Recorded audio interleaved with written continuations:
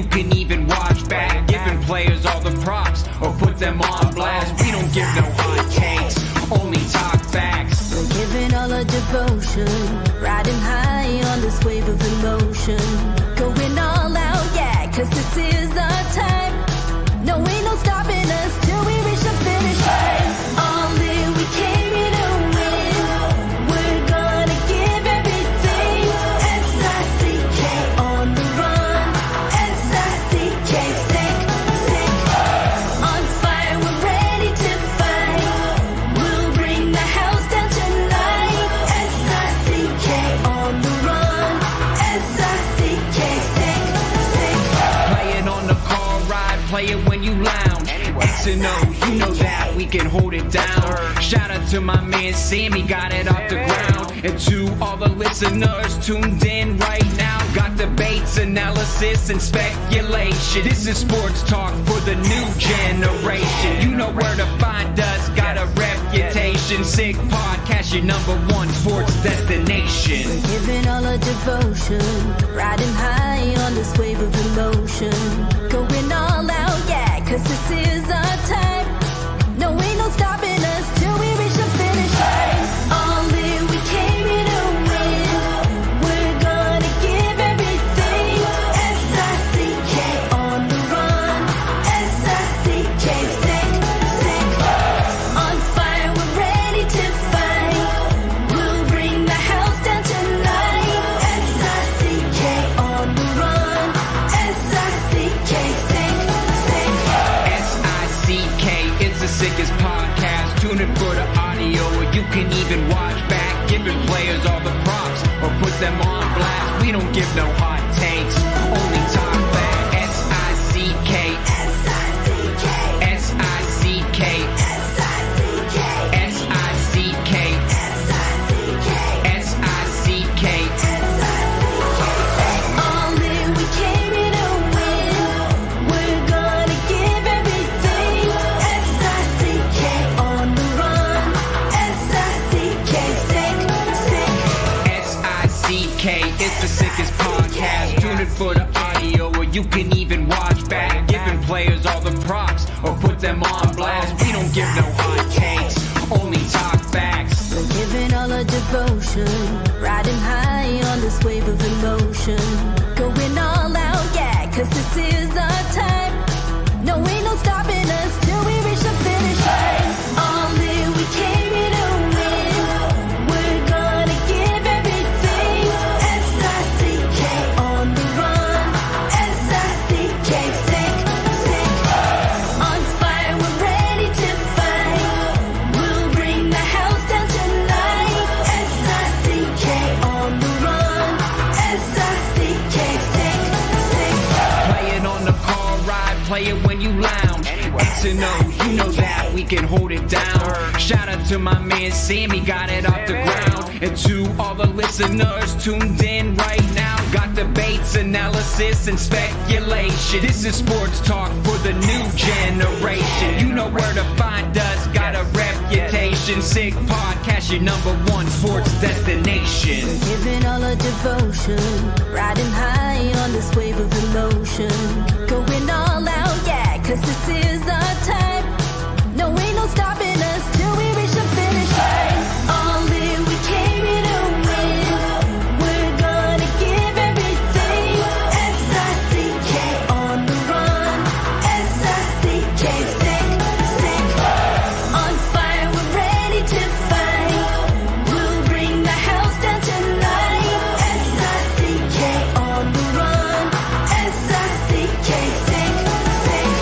S-I-C-K, it's the sickest podcast. Tune in for the audio, or you can even watch back. Giving players all the props or put them on blast. We don't give no hot takes, only talk back. S-I-C-K, S-I-C-K, S-I-C-K, S-I-C-K, S-I-C-K. S-I-C-K. Turn up your volume. Because you're about to listen to The Sick Podcast. With Tony Marinaro. 55 seconds left in the penalty, a minute and 27 seconds left in regulation time. Boston 4, Montreal 3. Lafleur coming out rather gingerly on the right side. He gives it into Lemaire, back to Slaf. The sickest Montreal Canadiens podcast. You're in the ball! Sports entertainment like no other. Rejoint, on lui fait perdre la rondelle, une passe devant. Et c'est le dégagement et ce sera la victoire des Canadiens. Coupe Stanley pour les Canadiens, leur 23e de l'histoire. You found the dogs! John, you found the dogs! He found the dogs! And all together, they worked a young team to the top. And now, a 24th Stanley Cup banner will hang from the rafters of the famous Forum in Montreal. The Canadiens win the Stanley Cup. Brought to you by Energy Transportation Group. Driven to be different. La Vida Tibi. Embrace your true nature. And Playground, your premier gaming destination. It's gonna be sick. Marinaro, the Sick Podcast on this Monday night. It is November, whatever it is. I think it's the 6th, I believe. And welcome to the Sick Podcast. And once again, you can watch us live on Facebook, live on YouTube, and live on Twitter. And of course, thank you very much for doing so. Once again, the show is brought to you in part by Energy Transportation Group, brought to you in part by Playground, and brought to you in part by Bittt Tibi. And we're going to get to that a little bit later. But I want to get to all the big stuff. Oh, by the way, congratulations to Shawn Simpson.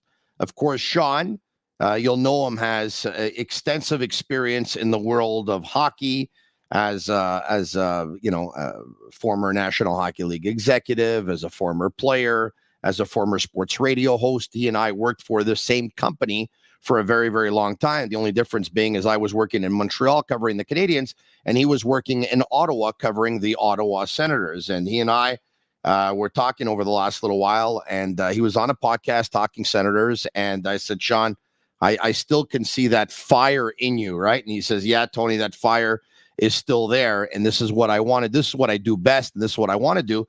Talk about the Ottawa Senators. And he says, I still see you have that fire to talk about the Montreal Canadiens. I said, I do. And he says, how do you like what you're doing? I said, I absolutely love it. And I said, Shawn, before you ask me any other questions, you have to get on the Sick Media Network. You have to get on the Sick Network. You have to do a Sick podcast, and you have to cover the Ottawa Senators. So I set up the Zoom call, and next thing you know, here we are. And a couple of days ago, he announced Simmer Down is the name of the show, and it's a Sick Senators podcast.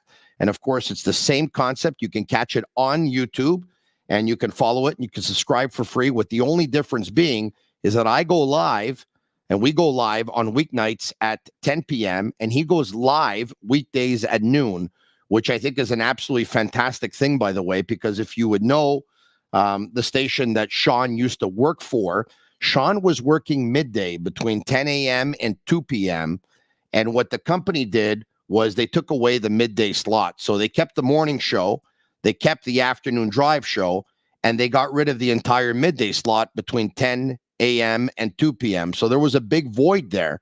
And so now he's going on at noon, and he's talking Ottawa Senators hockey. He's a big voice in that market. He's a big voice for that fan base. He is very, very connected to the club. And so you're really, really going to absolutely love it. And I don't know how many podcasts the Sit Network is on right now exactly, but I do know that by the end of the week, it's going to be 20. So it's probably 18 or 19 or whatever it is right now, but it'll be 20 by the end of the week. So, it all started when Sammy gave me a call and Agnello gave me a call probably about 3.5 years ago. And they talked to me about what they wanted to do. They wanted to have a Sick podcast, and they wanted to go with their network across North America. I'm still waiting for shares on that. I'm happy to say I own 2 podcasts out of 20. 20 out of 20 would be nicer. But anyway, it's another story for another day. I love them. How can I get mad? It's a beautiful story because it was about 3.5 years ago. They said, this is what we want to do. And it all started up with the first one here in Montreal. And now 3.5 years later, once again, by the end of the week, we're looking at 20 podcasts in North America. Summer hockey, the one in Montreal is, the one in Ottawa is, the one in Toronto is, there's one in Detroit, and then there's a couple of soccer ones.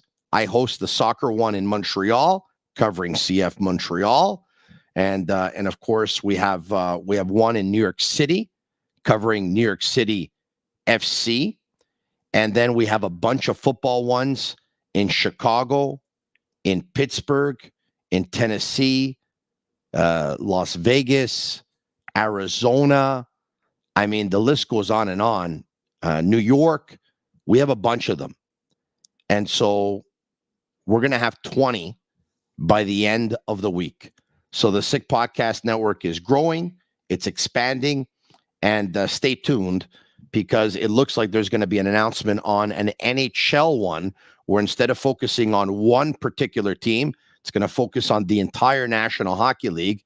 And that one looks like pretty much it's a done deal. And it's going to feature some pretty big names in the hockey world that are going to be behind it. So you're absolutely going to love it. Speaking of big names, not too many bigger covering the Montreal Canadiens over the last, I don't know how many years, than Eric Engels of Sportsnet and Sportsnet.ca. What's going on? What's up, Tony? It's all good. It's all good. Besides some hate that I took. It's been a while since I took some hate. Last time I took some, I think I was hosting a sports radio show. And after I started, I stopped that and I started doing this. The hate subsided. I wasn't facing all that much hate or criticism, the odd one here and there. But I went on BPM Sports Radio on Friday afternoon with George Larac and Stefan Gonzalez. As you know, I'm a regular collaborator weekdays around 12:40 p.m. And I gave my opinion and I said, I know it's still a long ways from now, but I'm willing to say that I think that Logan Cooley is the more skilled hockey player of the two between him and Slafkovsky. And I'm willing to say that I think he's going to be the one who's going to have the better career. Now, I've always prefaced it by saying that if Slafkovsky wins a Stanley Cup with the Montreal Canadiens and the Montreal Canadiens were a winner, if Slafkovsky can help them win a Stanley Cup, it's just an opinion. I mean, everyone has one. But I've been accused of being a hater, hating on the kid. You're a hater. Why do you listen to this stuff? Who cares? So many people I love you. Emily loves you. Everybody loves you. Who cares? I'm really happy about the fact that Emily loves me, by the way. It's reciprocal. You let her know that. She loves you. No, it's just that. And I'm going to tell you what. I have an opinion, by the way, to share after you. And I do want to hear your opinion, but this is what I want to say, okay? If I think Cooley's a better hockey player than Slafkovsky, and he's going to be, does that mean that I hate Slafkovsky? I mean, obviously not. I mean, he's an extremely likable kid. I haven't spent a lot of time with him. I did spend some time with him on a day that he was available here in Montreal for interviews prior to the draft. We hit it off. I think the kid's got a contagious smile. I think he's got a fantastic personality. If Slafkovsky succeeds in Montreal, that means there's going to be some great days, months, years ahead of him playing for the Canadiens, which could also mean a chance at the Stanley Cup.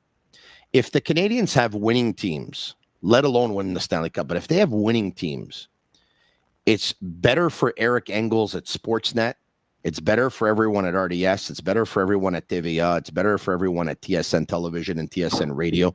It's better for the Sick Podcast because this whole notion that people watch more when a team loses, you know what? Maybe people might watch if the team goes through a losing streak for 2 or 3 days or 4 days to see me go nuts. But long term, people like to cover winning teams because when a team doesn't win, they check out. When a team wins, that means they play longer. Their regular season extends past April, and then they start playing the playoffs from mid-April on. And the longer they go, they can play into May, and they can play into June, and they could possibly win the Stanley Cup by the middle of June. We all want to see the Canadiens do well. We all want to see Slafkovsky do well. But, folks, you have to understand, I'm not a Montreal Canadiens employee, so I'm not going to agree with every pick they're going to make. I'm not going to agree with every decision they're going to make. Having said that, I think I've made it clear that I love the direction this team is going. I love that they've gone with Jeff Gordon. I love what they've gone with Kent Hughes. I love what they've gone with Marty St. Louis. Do I have a doubt somewhere? I think the jury is out on Nick Bobroff. That's for me personally. Given his track record over the years, Boston and New York and Montreal, I'm not sold yet, but I do see some of the pluses. So if I say I think one pick's going to be better than another, it's more so a Bobrov thing than it is about that particular player. But Well, anyway, why is it Bobrov? He's a co-director of amateur scouting with Marty Lapointe. I think he's probably more influential when it comes to the Europeans. Why? Because they're Europeans, and he supposedly is more plugged into that market than he would be into the North American market. His tentacles go there a little bit more. Listen, I don't think it's an outlandish statement to suggest that you think that Logan Cooley is going to be a better player than Slafkovsky. I think there's nuance there. I think, if you believe that Logan Cooley is going to be a bigger point producer over the length of their careers between him and Slafkovsky, I don't think that's an unreasonable assumption. Whether or not he ends up being a more impactful player, a more complete player than Slafkovsky, we'll find out in 15 years, because I think both of them will still be playing in the league by the time we get there. You can have your doubts about Nick Bobrov or Marty Lapointe or Kent Hughes and Jeff Gordon in terms of the way they view the draft strategy. I think it's admirable to leave it to the guys who do the scouting.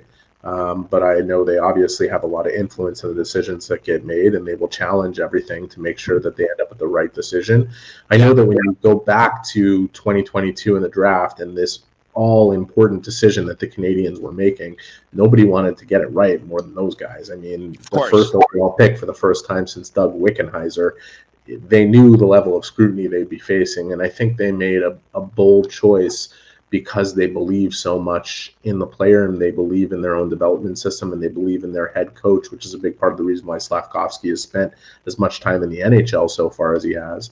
Yeah. I'm going to make a statement right now, and I don't know if people will agree with it, and I wonder what people will think of it in the hockey world. And people may have noticed that while you were delivering your opinion, which I was listening to very carefully, I was also multitasking and looking through my phone. I think the best player in the 2022 draft was chosen 62nd overall. Do you know his name? Lane Hudson. I think that has a chance of becoming the truth when we look 5, 6, 7, 8 years down the line. And there's a lot of if that's the case, start making the statue of Bobrov right now and put it right next to the Rocket and Guy Lafleur and Jean Beliveau. I mean, I think Nemec is going to be a pretty good player. There's some good players that went in the first round. I think Owen Beck was a steal in the first pick of the second round, and he's going to have a pretty successful NHL career. I really believe that. David Jiricek's a good one too. Yeah, he's very good, and he's on his way to being great. And if I were making the opinion today in November of 2023 is actually my dad's birthday, November 6th, and you were to say, who do you think will be the best player in this draft? Happy birthday to your dad. The guy who was chosen 62nd overall, Lane Hudson. Wow, I'm going to go with Logan Cooley, but I'm going to say this, all right? And I'm going to be completely transparent. I didn't know much about the draft going in. I heard the hype of Shane Wright going all the way until, let's just say, the month of December. And then I started to hear the hype on Slafkovsky starting in January. I spoke with a couple of people that were in the know, and I know that Graham McCagg was very much, on the Slafkovsky train. As a matter of fact, I made a couple of dollars predicting 1, 2, 3, and 4 in the draft, not because I knew who they were, but because that was kind of like a consensus that I was hearing, and it's kind of what made sense considering what the teams needed, considering the players they already had in their organization. So I'm not about to sit here and tell you right now that Logan Cooley would have been my first pick overall. And I want to be completely, once again, honest with everyone watching, is that we all, members of the media, we all try to do our homework leading up to the draft about these kids as much as we can. But anyone who covers the National Hockey League as much as Eric does, all 81 games of the Montreal Canadiens. They play 82. 82 games, pardon me. 41 at home, 41 on the road. I don't know why I said 81. All 82 and the preseason and all that stuff, home and away. Eric cannot possibly go to junior games on his time off because he's got very little time off, okay? For me, who has to host a podcast at 10 p.m. live, Monday to Thursday, there's not too many junior games I'm going to be able to go to, and maybe I might be able to go to a couple of Fridays here and there. We don't know much about the kids. What we know is we watch the World Juniors. We talk to a couple of people in the know. We try and formulate an opinion that way. But I'm not going to sit here and tell you that I knew much about Logan Cooley or Logan Cooley would have been my pick. He wouldn't have been my pick. But that's not my job to know, right? The scouts that are there, that's their job to get it right. And so, I formulate an opinion that I think that Cooley's the best player right now, and he's going to be the best player. I got destroyed. Like, oh, you're shitting on a 19-year-old kid. I'm not shitting on a 19-year-old kid. I want the kid to do really well. I know, but oublie ça. Like, honestly, it doesn't matter. You're never it's never going to be unanimous with people, and you're going to share your opinions. And one of the things I like about you, Tony, is you're willing to make strong opinions, and that's what this is all about. And it's based on whatever information you have and however informed you can make your opinion. And I'm going to tell you right now, when it comes to the draft, I have to go based on what I hear from people who I trust, because if you think I'm going to formulate strong opinions based on YouTube samples and a 2-week tournament that's played in the middle of the year, you're nuts. It's just, I'm the biggest, it's my pet peeve in hockey and Twitter and all that stuff. The way people talk about the draft, the day it happens, the lead up to the draft, how crazy a team would be to pass on a player. And with respect to Grant and other people who have made a living on the media side of breaking down the prospects, and I think they do a phenomenal job. But that pales in comparison to what the amateur scouts go through to actually get this work done. We're not talking about watching them in their draft year. They are doing analysis based on a 10-year body of work, basically, or an 8-year body of work as those players rise through the ranks, tracking how they improve at every level, speaking to people connected in a web of connection all the way across family, friends, coaches, and trainers, and all kinds of people, that even the people who do such a respectable job of breaking this stuff down for the public to digest, they cannot possibly come close to having the level of information and detailed analysis that the people and still it isn't an exact science. Yes, teams get it wrong, and I would suggest that every single team gets it wrong in at least one round of the draft that they are preparing for and doing, even if they are the best at drafting historically and on the record year over year. Like, it is just that much of a crapshoot.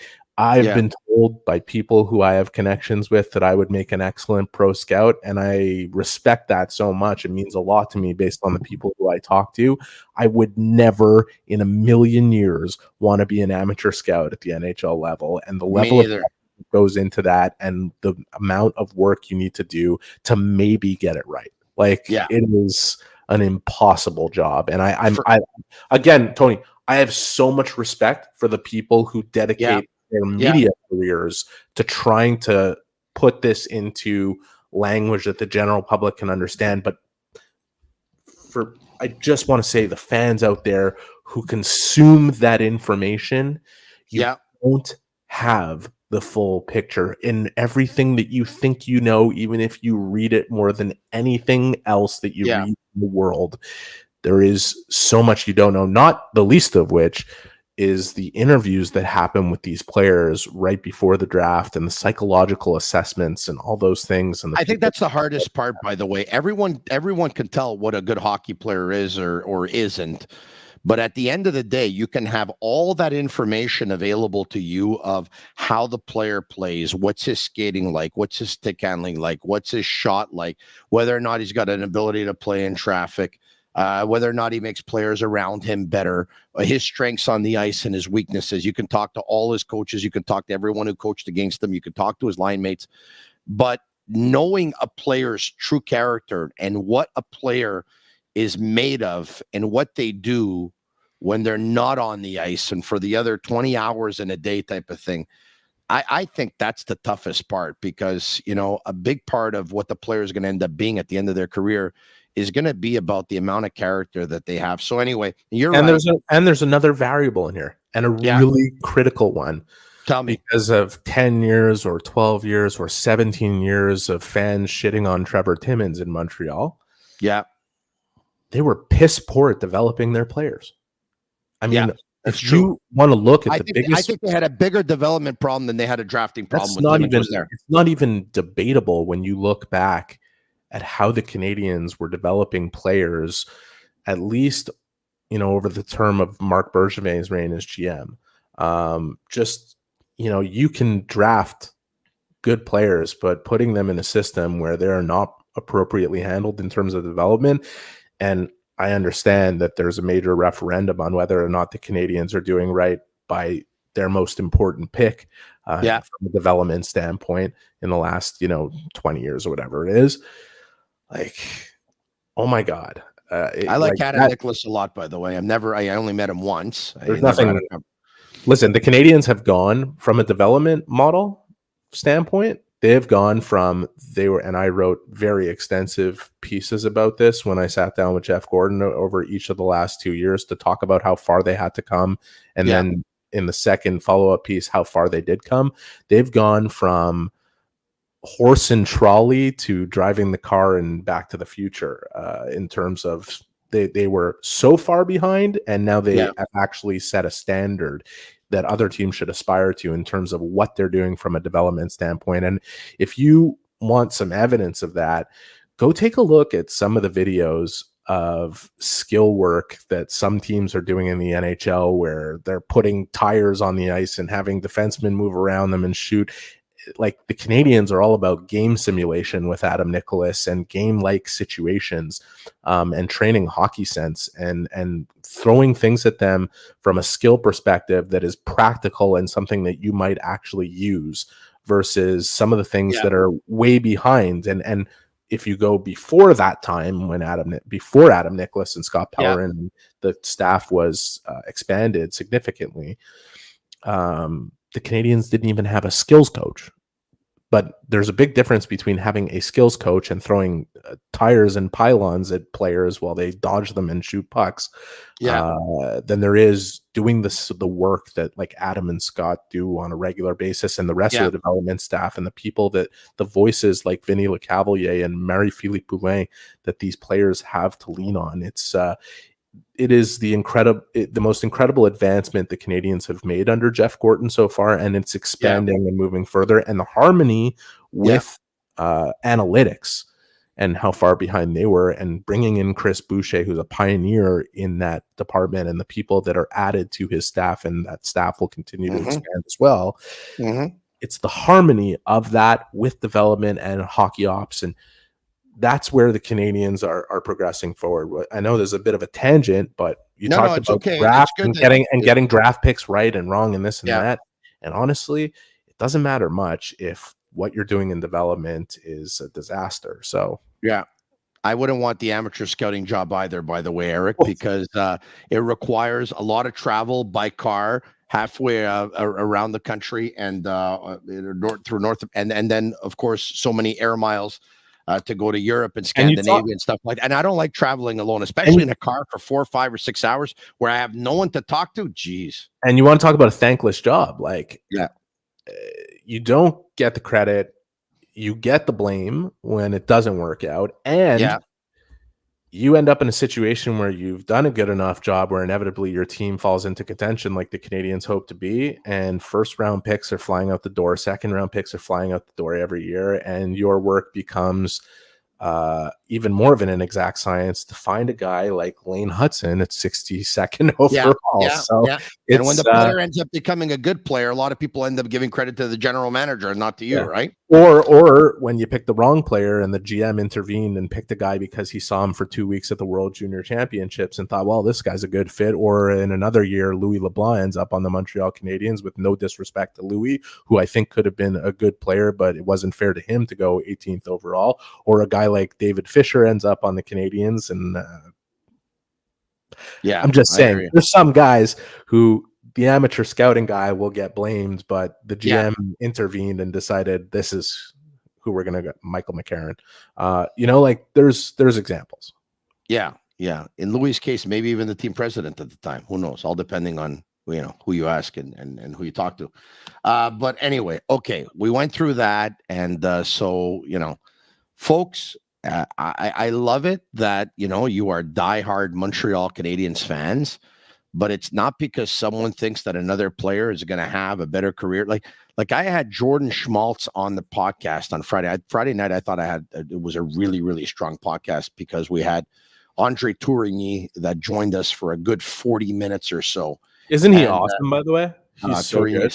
I hope he coaches the Canadiens one day because I know he's going to be great for members of the media, great for the fan base. He'll be in Arizona for a while, and I don't think there'll be a guy to replace here for too long either.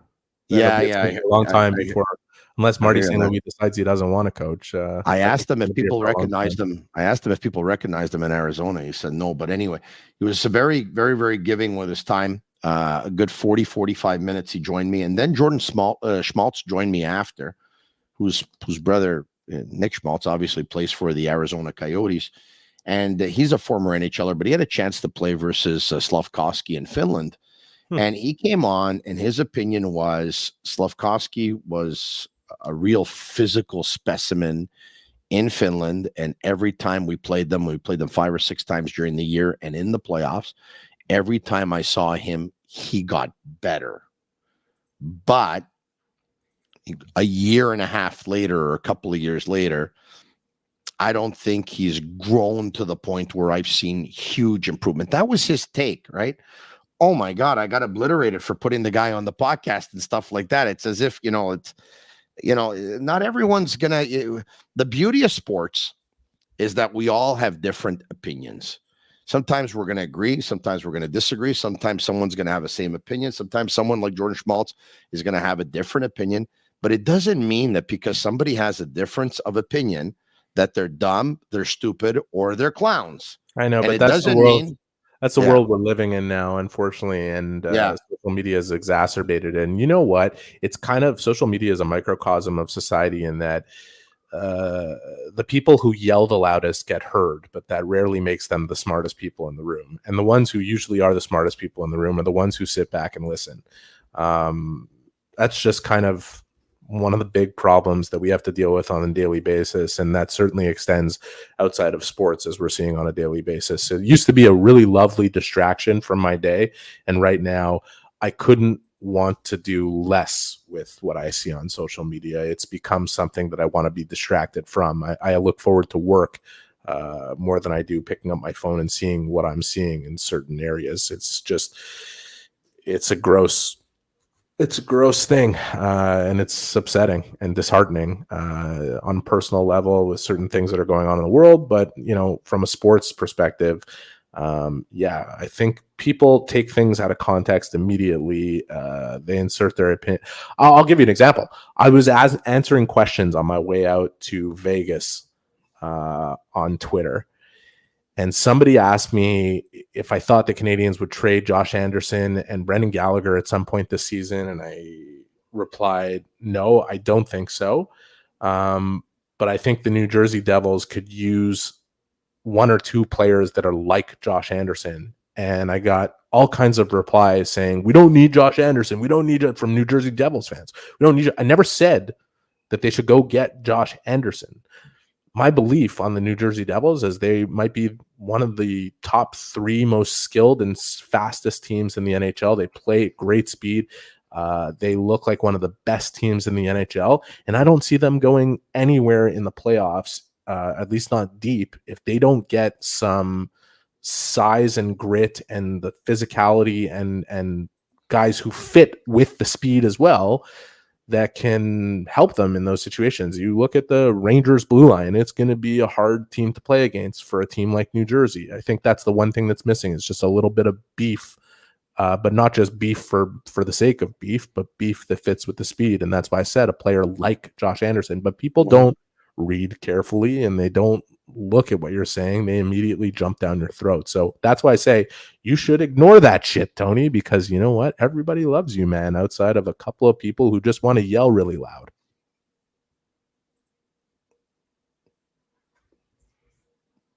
Are you still there or are we blocked? I am. It's just that you said the smartest people are the ones who sit back and listen. So I was just yeah. All right. Okay. So I wanted to see Uri Slafkovsky play on a line with Cole Caulfield and Nick Suzuki. I would have loved for it to happen before the Arizona game. I thought it would have been great if he could have had a good game versus Logan Cooley, since all eyes were on Slafkovsky and Cooley. It didn't happen. We know that Slafkovsky stayed on a line with Newhook and Anderson in that Arizona game. Logan Cooley ended up getting an assist on the eventual game-winning goal. Having said that, it happened on Saturday night. Uri Slafkovsky played on a line with Nick Suzuki and Cole Caulfield. So better Slaf than never, they say. So it happened. And he ends up scoring on the power play, but on the second wave of the power play, picks up a pass from Alex Newhook. It was a give and go that they did. And then Brendan Gallagher went to the net. So look, I think Uri Slafkovsky had his best or second best game of the season on Saturday night versus the Blues, right? Because he had a heck of a game, I think, opening night in Toronto. So your thoughts on when you heard Slafkovsky was playing first line with Suzuki and Caulfield on Saturday night? What was your level of surprise or not? Wasn't surprised, was talking about it right before the warm-up as we were all anticipating the warm-up, and I said, I think they should put Slaf on that line. It's kind of the perfect time to do it. There was a couple of guys who I was sitting at a table with who agreed. We all thought it was more likely it would be Newhook, but lo and behold, it was Slaf. I thought he was Montreal's best player in the game, outside of maybe Gallagher.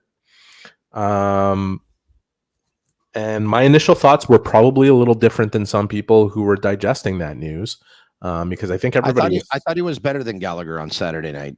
Gallagher was good. He scored a big goal. Yeah. I think he finished -3 though. They got scored on a few times, and kind of one bad line change that put them on the ice for a goal. Which is exactly why you got to watch what you interpret from plus minus. But yes. I thought, my initial thoughts, you said, what were your initial thoughts? And I think everybody was centered on Slafkovsky. What I was thinking about was this might be something that's good for Cole Caulfield and Nick Suzuki. I think having a big body, a left-handed shot to clear out some space, a guy that is going to have to put himself at the front of the net could open up space in different areas where those two guys like to create. And I think the more we see it, especially with a home ice advantage for at least, 3 of 4 games this week, if he's able to remain on that line, we could see some benefits from it, not just for Slafkovsky himself, because the obvious thing is this was a good shot in the arm of confidence. You know, Marty always says the players themselves are responsible for their own confidence, but it's not as if he can't boost it a little bit. And telling the kid in the morning, where he didn't tell everybody else where they were playing in the lineup, but going up to him and saying, hey, you're playing with Cole and Nick tonight, that was a shot in the arm right away. And his very first shift of the game, he looked like he needed that little booster. And good for him for taking advantage of it. But really, I don't think anybody else, or at least not the majority of people, were thinking that, okay, this could be something that's really good for Cole and Nick. And I think it's something that could be good for Cole and Nick. All right, pretty cool. Speaking of Suzuki, we got a little something that we're probably going to show you a little bit later on. We're with you until about 11 o'clock. Of course, the Sick Podcast, weeknights at 10 p.m. So Slafkovsky makes it on the first line. They go on the power play, and some pretty good hands in close, and he's able to put it right under the arm, and it goes upstairs. So pretty good for him. He scores his first goal of the season. I agree with you, Eric. I think I like their numbers in terms of shot attempts compared to, the opposing lines they were going up against, possession of the puck. I also like the fact that he played 18 plus minutes in that hockey game. That was good. Earlier today, after practice, Marty St. Louis was asked by, I believe, Martin Maguire of 98.5 FM. I believe it was him who asked about, Martin said something to the effect of, I had a talk with our Jack Guy, and Jack Guy and Slafkovsky are pretty close. And Jack Guy was telling me about, Slafkovsky really feels the pressure of being that number 1 pick overall, and he wants to do well. Marty, what do you think of, him having to deal with that pressure of being number 1? Let's hear from Marty St. Louis. Là, vous autres, vous utilisez Waze? Quand tu t'en vas quelque part, tu utilises Waze? Fait que tu mets ton adresse. Mettons, tu vas aller à une belle place. Là, tu mets ton adresse dedans. Elle te dit combien de temps que ça va te prendre, combien de milles. OK? Puis là, tu pognes du trafic. Qu'est-ce qui arrive au temps? Est-ce qu'il monte ou il descend? OK, est-ce que tu tournes de bord ou tu continues? Tu continues. Puis si tu manques une sortie, t'es en maudit puis tu retournes chez vous ou tu te fais rerouter puis tu t'arrives pareil à destination? Non, c'est une question pareille, là. Tu sais, moi, je vis ma vie de même. Puis c'est ça qu'on fait avec Slaf. Slaf, il s'en va d'une belle destination. On ne sait pas exactement combien de temps ça va prendre. Puis des fois, il y a du trafic, puis il ne faut pas qu'il se fâche. Il ne faut pas qu'il se décourage. Puis des fois, on va manquer une sortie. Mais on va se replacer. Tu sais, on n'a pas toutes les réponses quand il va être exactement où c'est qu'il va être. Mais je le sais qu'il s'en va d'une belle place. Fait que c'est dur pour le jeune d'être dans le trafic des fois, puis manquer une sortie. Puis écouter tout le monde qui parle de tout ça, là, du trafic qu'il a pogné, puis des sorties qu'il a manquées. C'est pas facile pour un homme de 19 ans. Fait qu'on essaie de l'aider avec ça. All right. Translation. I hope I can get it all right, but Eric. Well, I have it. You could read it out. I posted it on yeah. Twitter. Okay, yeah. Okay. You have it there with you, or? I posted it on Twitter today. Yeah. Certainly was pretty well consumed. Yeah, I'll read it out to you right now. Yeah. Here it is. I would say yes, it's not easy for a 19-year-old to avoid hearing that and to not be exposed to that with all the media there is in Montreal. Sometimes it's not fair. But for me, with Slaf, you guys use Waze? When you're going somewhere, you use Waze, you put in your address, and let's say you're going to a nice place and you put your address in it, tells you how much time it'll take, how many miles, and then you get into traffic. What happens with your arrival time? Does it drop or go up? Do you turn around or keep going? You keep going. If you miss an exit, do you get frustrated and turn around and go home? Or do you get rerouted and still end up at the destination? It's a serious question. I live my life the same way, and that's what we're doing with Slaf. Slaf is headed to a nice destination. We don't know exactly how long it'll take him to arrive, and sometimes there's traffic, and he can't get angry about it and can't get discouraged about it. Sometimes you miss the exit, but you have to find your way back. We don't have the answers. We don't have all the answers of when he'll exactly be where he's headed, but I know he's going to a good place. So it's hard for a young guy to be in traffic sometimes and miss the exit, but everyone hits traffic and misses exits. It's not easy for a 19-year-old, but we're trying to help him with that. All right. Fantastic analogy. There's only one catch, I think, though, is that so you're taking Waze, you're going to a beautiful destination, and sometimes there's traffic and it sets you back, right? So you, instead of arriving half an hour later, you might arrive 42 minutes later because there's 12 minutes of traffic or, car stalls, there's an accident, whatever, and it sets you back a little bit. But you still keep on going to destination. I got all of that. Fantastic. But then he says sometimes you end up missing your exit. So when you miss your exit, you end up getting rerouted, and eventually you'll still be able to get the destination. But if you're missing your exit, it's because you weren't paying attention to where you were supposed to go. And your attention to the detail was a little bit off because you got distracted. You might have ADD if that's the case. Wow, you want the hate. It's coming, by the way. By the way, I miss my exits all the time. And I use Waze all the time. I use Waze all the time. I hear they have a big budget for influencers, Eric. So join me in saying that we both absolutely love Waze. We think did you see that they replied right away to this tweet? I saw that they replied to your email, to your tweet. Yeah, when you posted it, I saw it there. I thought that was pretty funny, by the way, that they replied. You know what I like about Marty is that he uses the analogy to explain it. He could have very easily just said, we all face adversity in life. He's a 19-year-old, and it won't be the first time he faces adversity, and it won't be the first time that he gets frustrated facing adversity, and that's a normal thing, and we have to help him through that. I don't think it goes anywhere. When you hear him talk this way, I see a lot of people who responded to the tweet, and most of them, and they weren't yelling to do it. I think they actually read it and absorbed it and thought about it and replied. They loved it. They loved Marty St. Louis, the expression of love for Marty St. Louis. You know what I thought about hearing it? If this guy can break it down for the average fan that yells at his TV or at his computer screen or at Tony Marinaro after he expresses an opinion, think about how he communicates it to the players themselves. And this is why when you sit there and say, ooh, are the Canadiens doing right by Juraj Slafkovsky? And I don't know the answer. I don't know that it's necessarily the right answer. That he belongs in the NHL and should stay there. But if you can't seem to figure out one of the biggest reasons he's there, it's because of the guy who's holding the keys to the car. Marty St. Louis and his communication ability and his ability to help a young player navigate a difficult situation. Because even if Juraj Slafkovsky had come into the league last year, put up a really good season, come into this season, built on it immediately, started putting up big numbers, that pressure that he faces on a daily basis, that pressure that Nick Bobrov talks about that he had faced for 5 years as as Slovakia's next great hope in the hockey world. With 5 million watching, it is still something that requires some hand-holding and navigation. And the guy who is doing that, with no disrespect to JF Fool or anybody else who would be coaching in the American Hockey League, they had a hard time competing with Marty St. Louis. And that clip and listening to him say those words and the way he expresses it is a real inside look at how he communicates with his players and the reason why he is the right person for the job that he has right now. Look, I love the analogy, okay? But if I can, I want to kind of make, just to play devil's advocate for a second here, make kind of like a, so the analogy is great, okay? But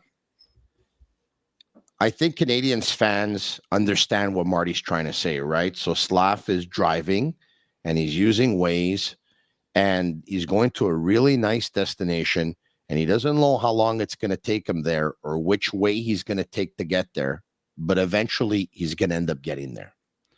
Having said that, though, what Canadiens fans are hoping is they're hoping that Slafkovsky is going to get there and he's going to drive beautifully.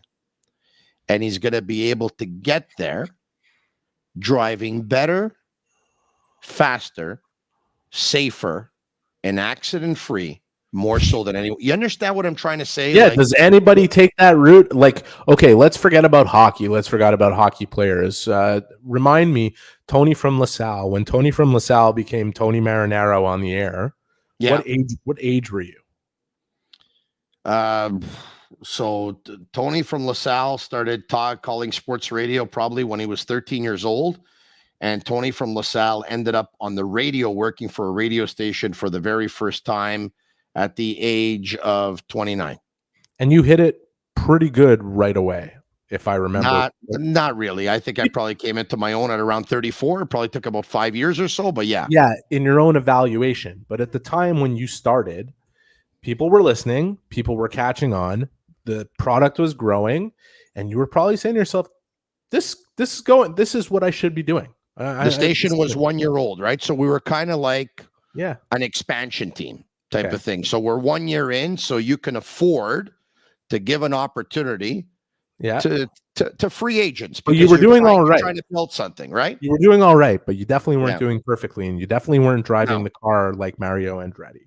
So, and by the time you got to that 5-year maturation point or whatever it was, you had built a persona, a character, something that, Tony, I don't want to say this just to blow smoke or anything like this, because I've always believed this about you and your place in this market. You are quintessential Montreal. I think the biggest success of your career is your connection to Montreal and the people who are Montreal, the accent that you hear in Montreal, the way people speak in Montreal, the dialect, the character, the energy. I think that's been your greatest success and the reason why you're still doing this in whatever format it's got to. I think it took you 5 years to develop that and really bite into that and realize that is your success, that everything else that comes with it is on top and it's a cherry. And for me, if I look at my own course, I didn't exactly start in the most plush way here. I worked my way into the press box from lowly blogger. I came in quite brash and with a chip on my shoulder, hoping to prove to everybody that I belong there, because I knew in my brain and in my heart that I did, even though most people would have looked at me and said, what the hell is this guy doing here? And I wish Believing in yourself is step one, because if you're not going to believe in yourself, you can't expect anyone else to believe in you. It was important, but those were also important development years, and I think it would have developed faster if I had shut my mouth a little bit more and listened a little bit more and been a little bit more present instead of consumed by the idea that people didn't think that I belonged there. It still motivated me to do very well and find a way and get to where I am now, which I think is a good place, and I'm proud of the work I do. Of course. We all, if you really want to think about a player and their development, you have to lead with empathy, put yourself in their shoes, and think about it from your own perspective too, in your own development. The road is never beautifully paved, and you are never going to avoid all the potholes.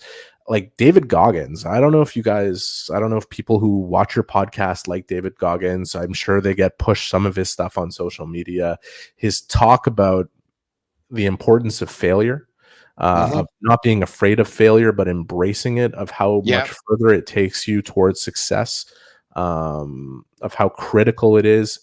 And if he even breaks it down in terms of training, putting on muscle and pushing yourself to the point of failure, which is how your muscles grow. This is what it is. This is a part of it. And what Marty's talking about today, you can get wrapped up in the content of the analogy and this and that. But what you should really be thinking about is this is a guy to shepherd a 19-year-old or a 20-year-old or a 21-year-old or a 23-year-old or whatever it is through those. He's the guy who will plug the tire when it pops. He's the guy who will, be your CAA agent and come when you call because you locked your keys out of the car, whatever it is. And I think that's what I took from him saying what he said. I didn't get wrapped up in the content of the actual speech itself, because like I said, he could have very just simply said, it's a tricky thing developing. It takes time. I love the analogy. I thought it was a great analogy, but it says more about him as a communicator than it is what he actually said. Yeah, Monsieur and Madame Tout le Monde could understand it great. It's just that, he was drafted first overall, and Canadiens fans are hoping that this guy's going to end up being like a Mercedes driver one day, and not. I think the last guy who was drafted first overall that absolutely crushed it out of the gate, like, I don't know, was McDavid drafted before Matthews or Matthews before McDavid? Like, those are two examples. McDavid was before Matthews, I'm pretty sure. Yeah, I mean, those are two examples of guys who immediately fulfilled status upon stepping into the league. They're freaks, and that's why we overuse generational talent. We may even be overusing it in Connor Bedard's case. Like, I think he's going to be an incredible player, and I'm not taking anything away from him. And honestly, if he ends up with 40 goals and 80 points this year, I don't think anybody, myself included, is going to be surprised. But how many guys don't hit bumps in the road on the way, and how many of the last four or five that were taken first overall have hit it out of the park in their first two seasons in the league? Like, almost. Yeah, McDavid was 2015 and Matthews was 2016. The next guy who's going to hit it out of the park is going to be Connor Bedard, of course. Maybe. Yeah. Maybe. What's the rate so far? What has he done so far? He's got 5 goals. I know that. So he's got a goal pretty much every other game. Connor Bedard so far, which is not bad. He's got 5 goals in 11 games. He's got 7 points in 11 games. So he's on pace for what? He's on pace for a 55-point season or something.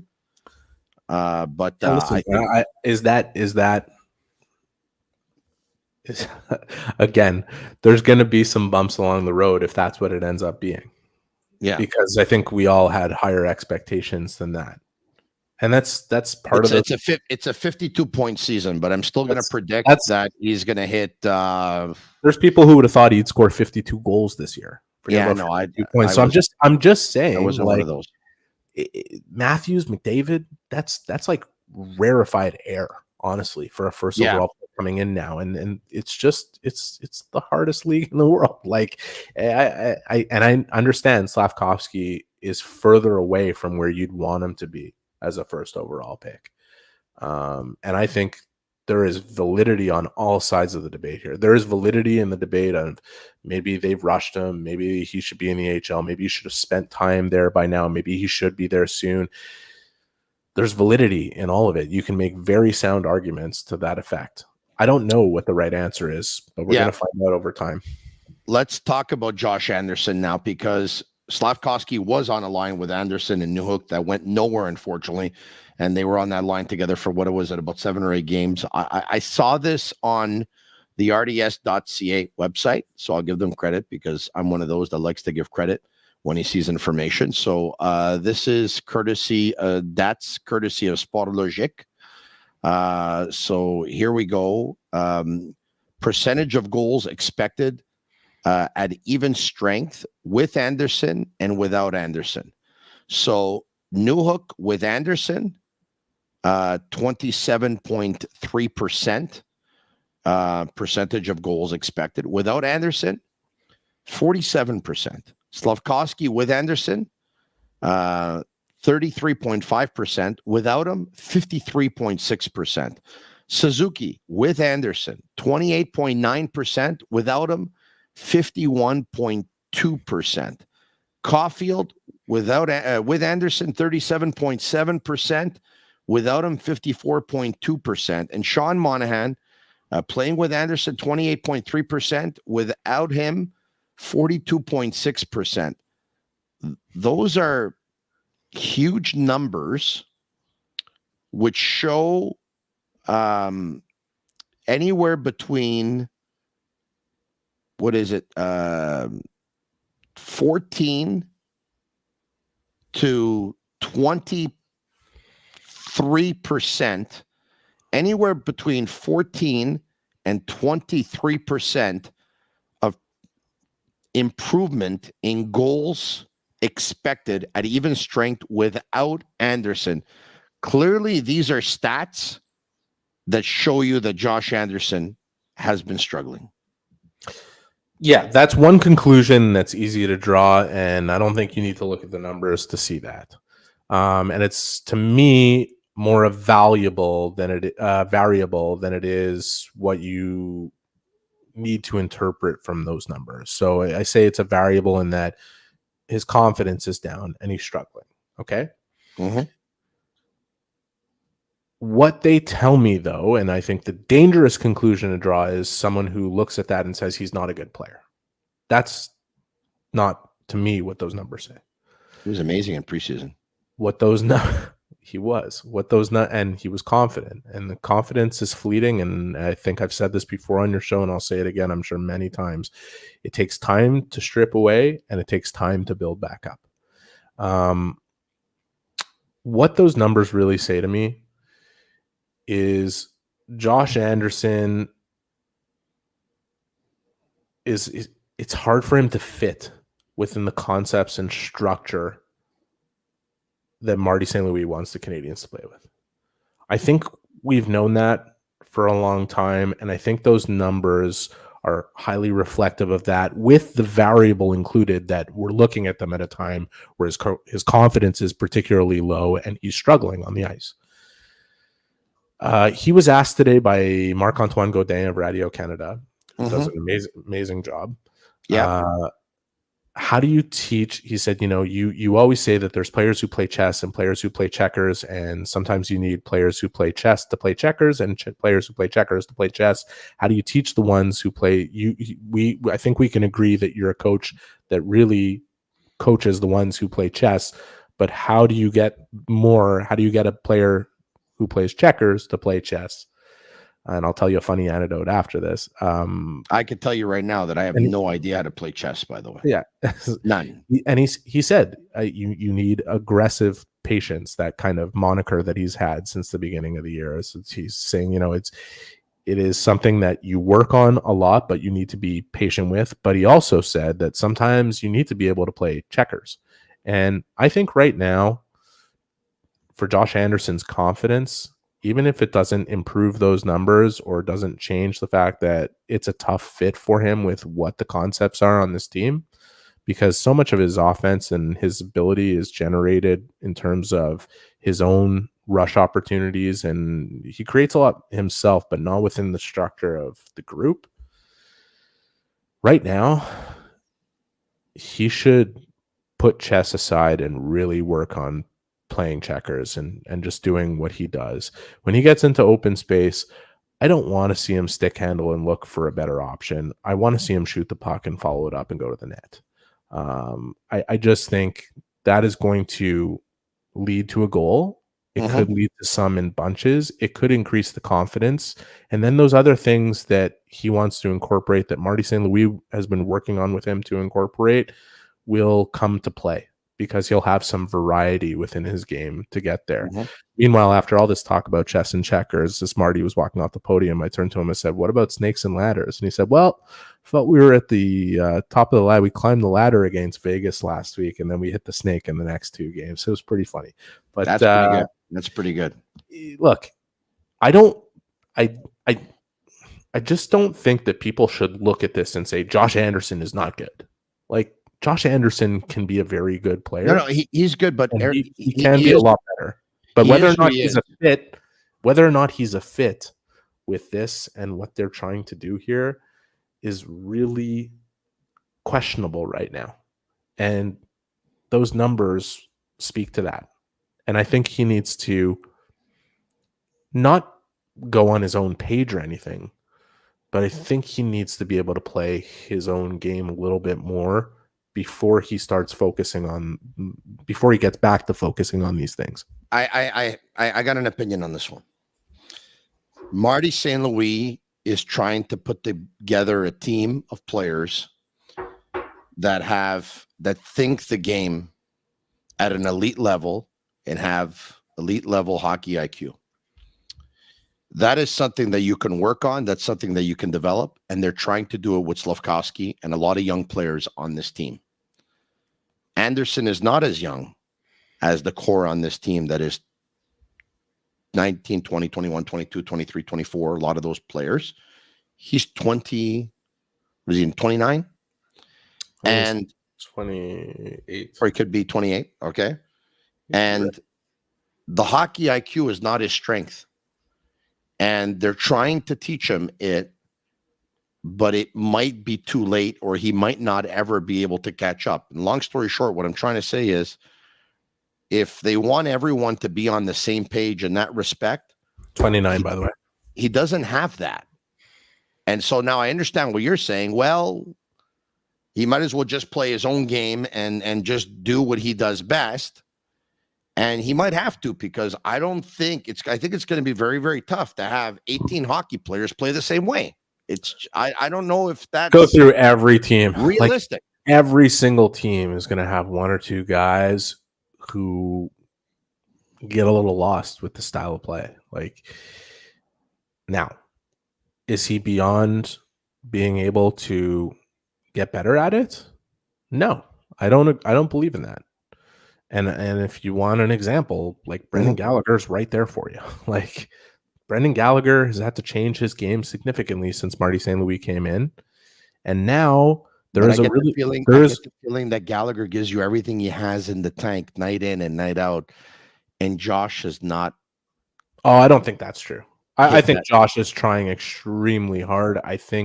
You don't think he struggles with consistency?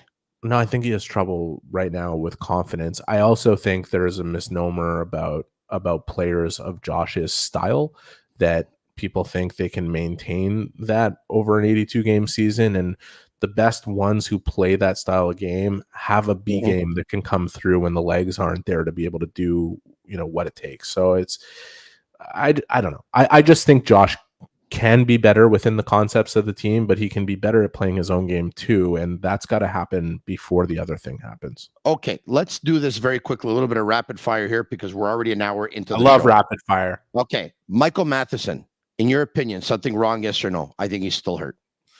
I think Michael Matheson is a dangerous player, like really dangerous player when he moves his feet. And I think he can be dangerous when he doesn't. Got it.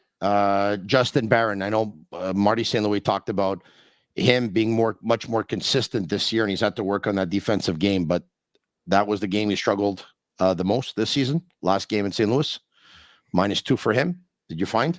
No, I don't agree. I think Jonathan Kovacevic and Mike Matheson, and mostly Mike Matheson, had a tough game. I expect Matheson to bounce back. He's too good of a player not to. He has to simplify his game.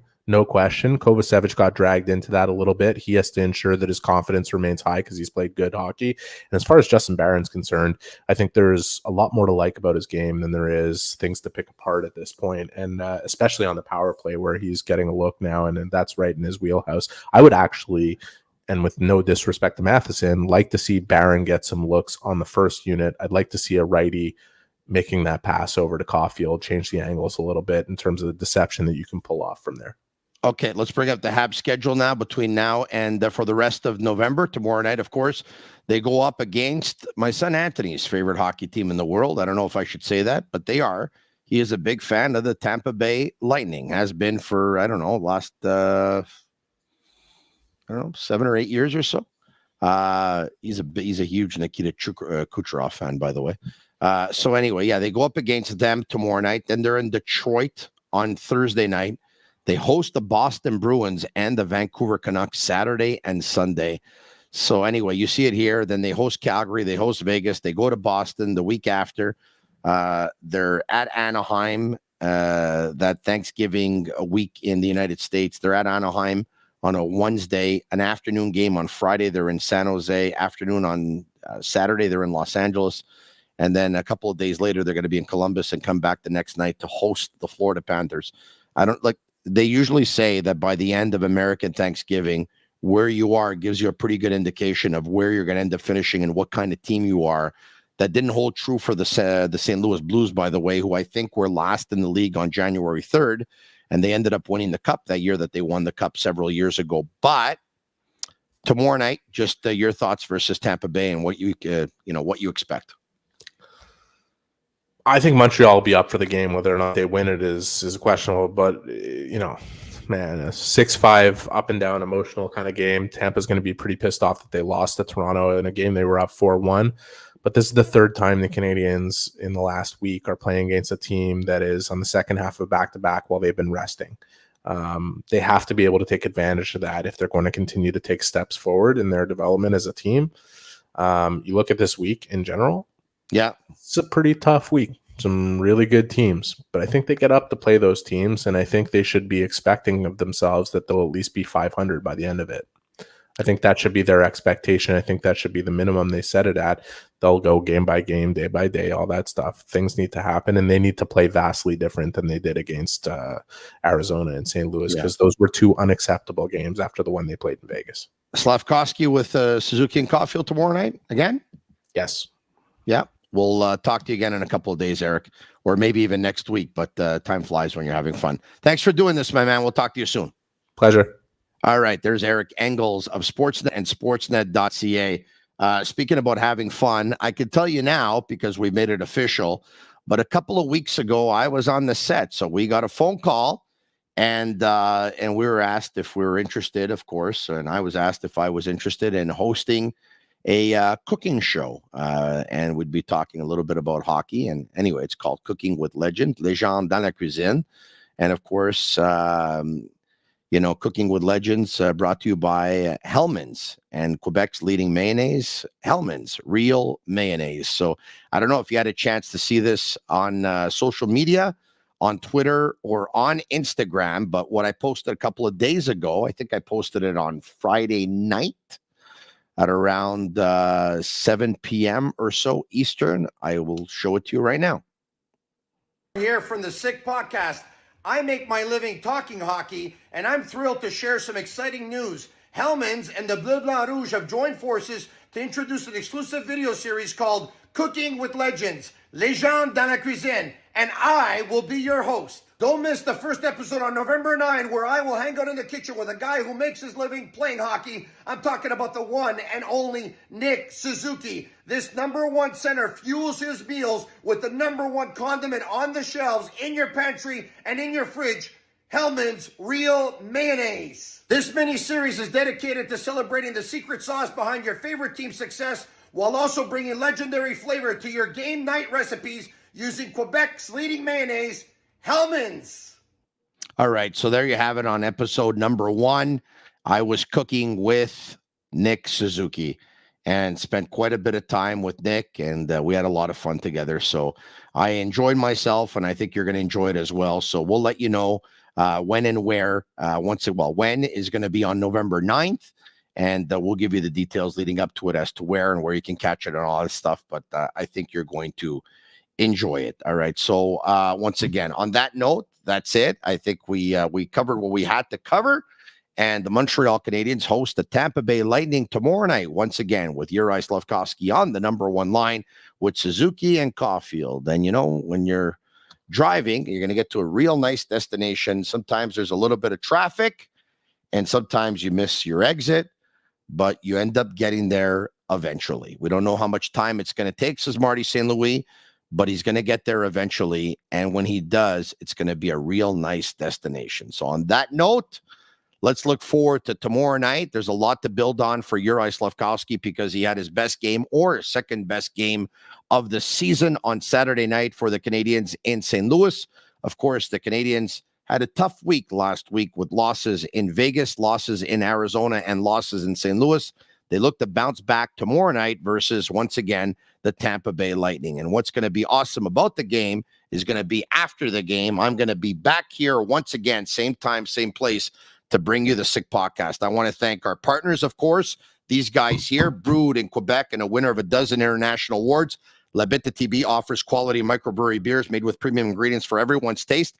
Tibi, embrace your true nature. I was at, by the way, the IGA Extra on Boulevard Arthur Sauvé in Saint-Eustache on Saturday, and there was a little bit of beer sampling and beer tasting going on. And many, many people I had a chance to say hello to, talk hockey with, take a couple of pictures with, and left the store with their case of Bittt at Tibi. Also brought to you in part by Playground, over 600 machines, poker tournaments, and Playground casino games, daily promotions, and unmatched customer service. Why go anywhere else? Located just over the Birdsea Bridge, only minutes from downtown Montreal. By the way, Agnello and Sammy are probably going to kill me that I'm saying this, but I'm one of those people that I hate withholding information. So you remember that all summer I was saying, we're going to get together. We're going to get together. We're going to get together. We're going to get together. And some of you got back. Why didn't we get together? Well, because we were going to get together at Playground Poker. But Playground has been going through an expansion. And so we wanted to do this when, you know, we could give you the best version of Playground Poker at its best, and when it was ready to accommodate, and we wanted to do something really nice. So the date is fast approaching, and I can tell you right now with pretty much some certainty that at some point in the month of December, and it's going to be before Christmas, that we're going to have a get-together, all of us, all of you watching on YouTube, on Facebook, on Twitter, all of you fans of the Sick Podcast, we're going to get together at Playground, and we're going to have a really, really fun time. We have something in store for you that is going to be pretty cool, and we're quite certain that you're going to love it, and we're already counting the days, and Yellow and I are, and Sammy, you're going to absolutely love it, and I can't wait to meet all of you. I can't. It's going to be pretty sick, to tell you the truth. And, of course, brought to you in part by Energy Transportation Group, a leading full-service logistics provider serving all of North America, driven to be different. Energy Transportation Group, Mike Cinquino, Sean Gerard, David Grassi, Playground, my buddy Danny with the yellow tie. Say hi to Ryan as well as everyone else that's there. And, of course, Tibi, Aldo Geloso, my buddy Ted, and all of their staff. Thank you, everyone, for your support. The Sick Podcast, we absolutely love what we're doing. We're talking Montreal Canadiens hockey weeknights at 10 p.m. Eastern. For Agnello and Sammy and Juliana at Master Control, they're Cavallaro. I'm Marinaro.